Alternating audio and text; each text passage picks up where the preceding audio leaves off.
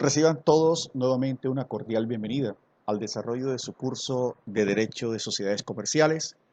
del Departamento de Derecho y Ciencias Políticas de la Universidad de la Costa, la CUC. Continuando con el desarrollo de nuestro programa, vamos hoy a desarrollar lo concerniente, una vez abordados en su orden, lo referente, recordemos la trazabilidad, a lo referido a la promesa del contrato de sociedad, al nacimiento de la sociedad a través de la formalidad del contrato social, a la categorización y diferenciación de la personalidad jurídica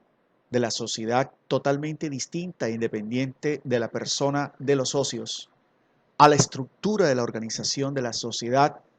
a los derechos y obligaciones de los socios, las responsabilidades de los administradores y sus provisiones, a llegar hoy a desarrollar la temática referente a las asambleas y juntas de socios. Aspectos determinantes en lo que se refiere al cumplimiento del buen gobierno, aspecto determinante en lo que refiere al debido funcionamiento, especialmente a las constancias que se hacen en las decisiones plurales democráticas referidas a los destinos de la sociedad. Constancias que deben contar o deben constar en actas, en historiografías, en historias de la empresa o la sociedad que permitirán en un futuro el desarrollo de las claridades o en su defecto llegar a escenarios judiciales y administrativos para aclarar las discordancias normales que pueden surgir en el contexto de las sociedades. Así es que iniciamos con las asambleas y las por señalar que definitivamente todo ser humano, desde el punto de vista social y como lo hemos desarrollado a lo largo de los diferentes escenarios de este curso, se reúnen para cumplir fines lícitos, fines productivos y fines que promuevan la prosperidad social humana de los individuos. Cuando el accionista o los accionistas que hacen parte de una sociedad, los socios, deban tomar decisiones o deben tomar decisiones, se reúnen en lo que llamamos asamblea de accionistas o juntas de socios, respectivamente. En el mundo jurídico los llamamos, es importante hacer énfasis, los máximos o el máximo órgano de sociedad que se encuentra validado en los estatutos, que en la teoría de la sociedad implica o plasma el denominado contrato social. La ley colombiana, especialmente la ley 222 de 1995, que reformó el Código de Comercio, establece que este máximo órgano, trátese de junta de socios o trátese de asamblea de accionistas o como bien se determine estatutorialmente, debe tener reuniones ordinarias y reuniones extraordinarias según el caso. Respecto a las reuniones ordinarias,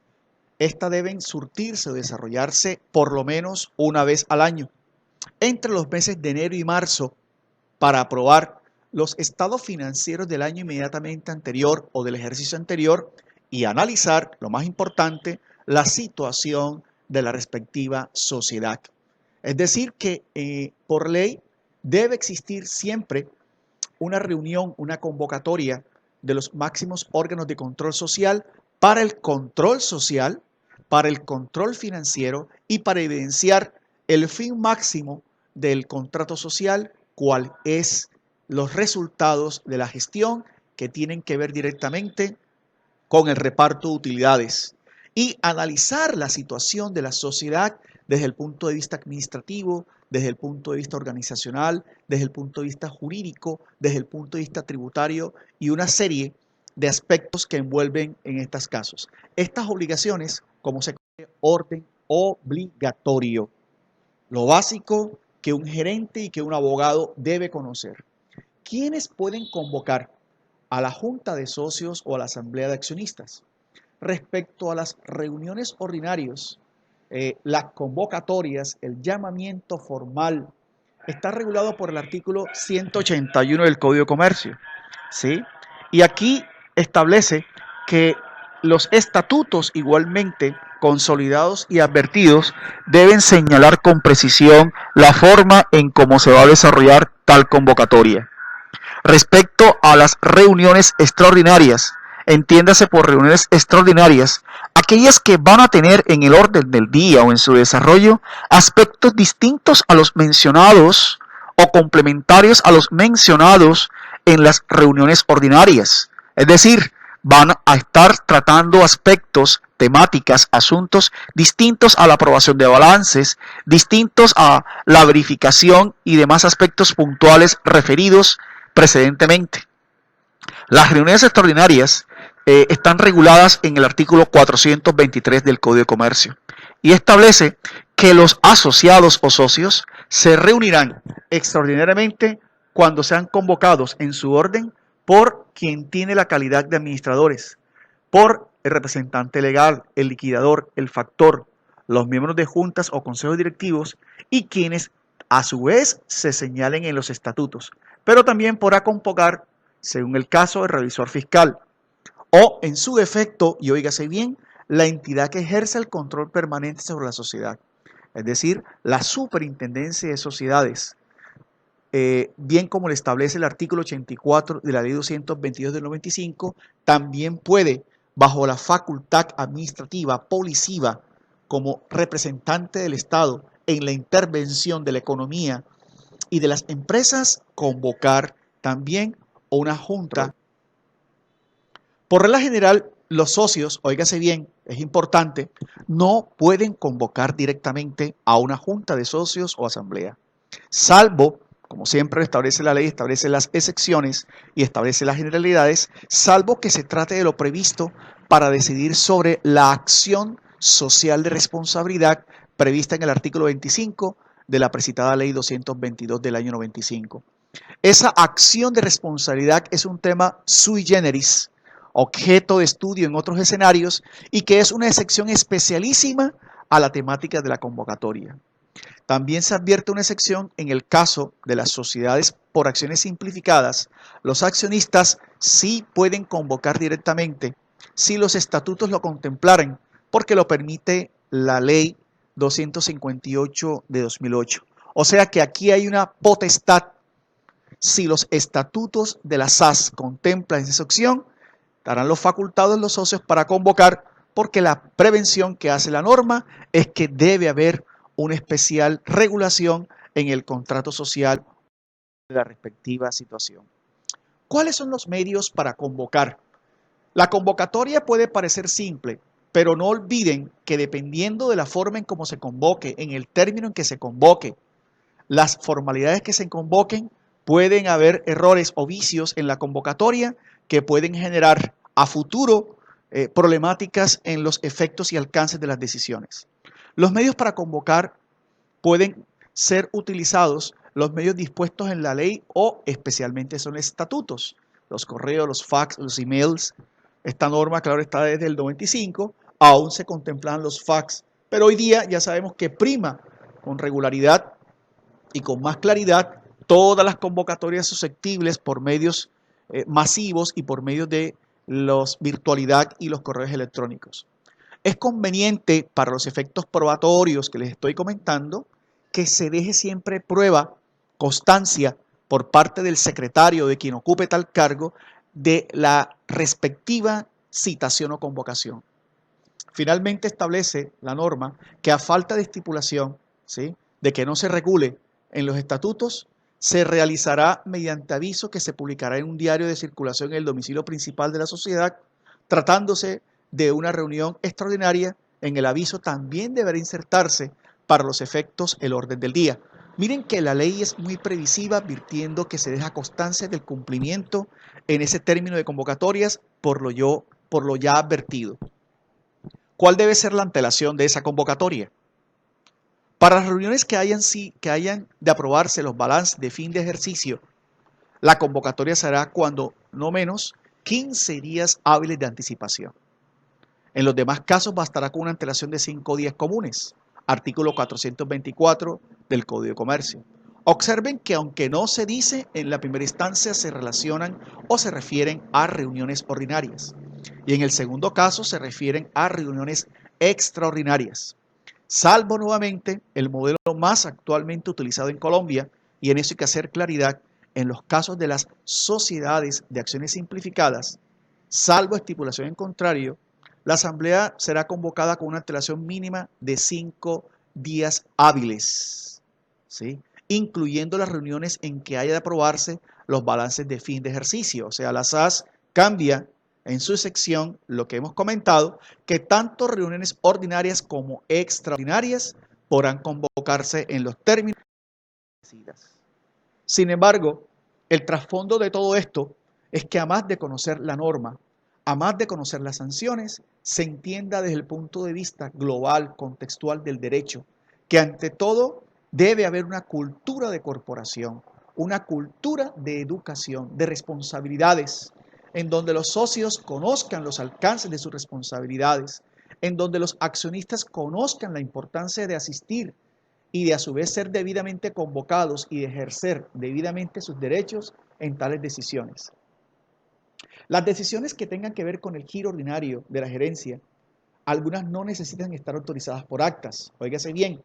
Sin embargo, hay otras decisiones que deben ser aprobadas por la asamblea de accionistas o la junta de socios, tales y cuales son. Es decir, hay decisiones que el gerente, el presidente o los coadministradores de la compañía no requieren estar convocando permanentemente por la agilidad o la actividad mercantil a los órganos máximos de dirección, porque bien ya están incluidas en el contrato de las facultades normales, pero hay algunas circunstancias muy puntuales que sí lo ameritan. Ejemplo, y como observan en la relevancia de cada una de ellas, la reforma de estatutos, la cesión de acciones para agotar el derecho de preferencia, los nombramientos de representante legal, de revisor fiscal, si así se establecen los estatutos, el nombramiento de junta directiva cuando la sociedad tenga creado este órgano, la venta de un activo o la compra de otro, ciertas autorizaciones a representante legal, como es el caso de las facultades para contratar. Normalmente los estatutos mercantiles, los regímenes estatutarios establecen la cuantía en salarios mínimos o en monto monetario exacto, en moneda legal corriente, hasta dónde puede contratar el representante legal sin necesidad de aprobación de los órganos de dirección o de control. Si se pasa o si la cuantía de la negociación se extralimita o excede el monto aprobado, debe necesariamente convocar, so pretexto que, como explicamos en otro escenario, se constituye en una extralimitación de funciones o de la facultad de mandatario que tiene el gerente o presidente. Cuando se trate de algún tipo de endeudamiento para la sociedad, la aprobación de una inversión en particular y muchas más.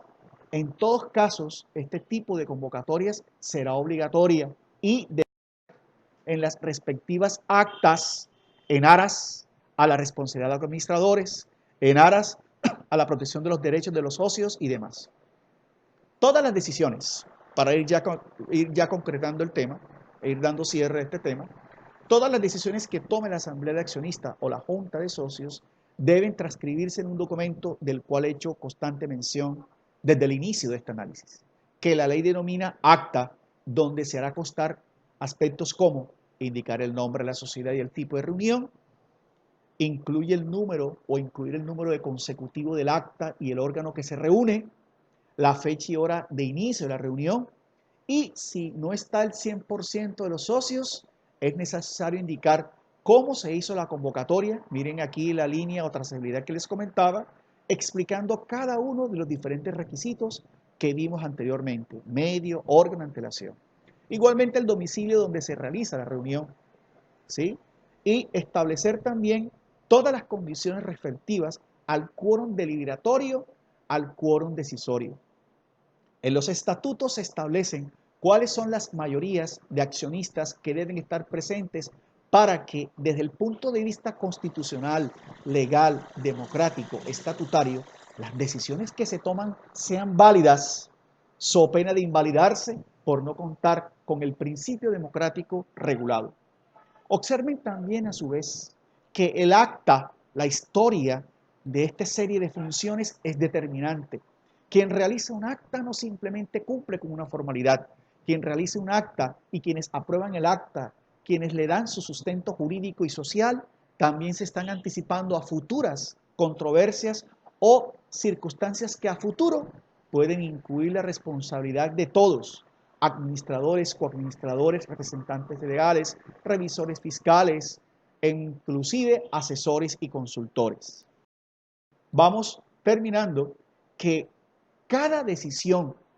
debe estar aprobada indicando, para los efectos de lo que anteriormente me refería, indicando el número de votos o porcentaje por la cual se aprobó. Hay que tener en cuenta que algunas decisiones se aprueban con el 51%,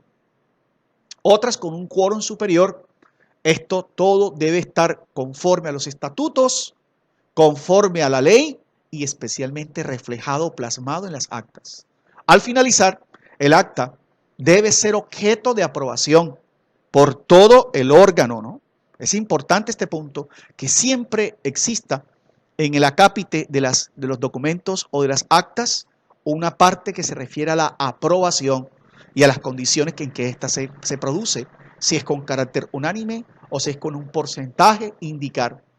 Finalmente, el documento debe ser suscrito por quienes actuaron a las voces del artículo 189 del Código de Comercio como presidente y secretario de la reunión. Con el cumplimiento de estos requisitos se va a garantizar no solo, óigase bien, que la reunión sea válida, sino que las decisiones que constan en las actas, en las memorias, también tienen una palabra determinante en el contexto del Código de Comercio, que sean eficaces y que no estén dotadas de ineficacia, como también lo regula el artículo 887 al 889 del Código de Comercio. Con esta serie de aspectos, entonces, hemos desarrollado de manera muy puntual, precisa y a la vez profunda todos los alcances que tienen que ver con el funcionamiento de asambleas, juntas de socios y la connotación jurídica de las actas desde el punto de vista legal.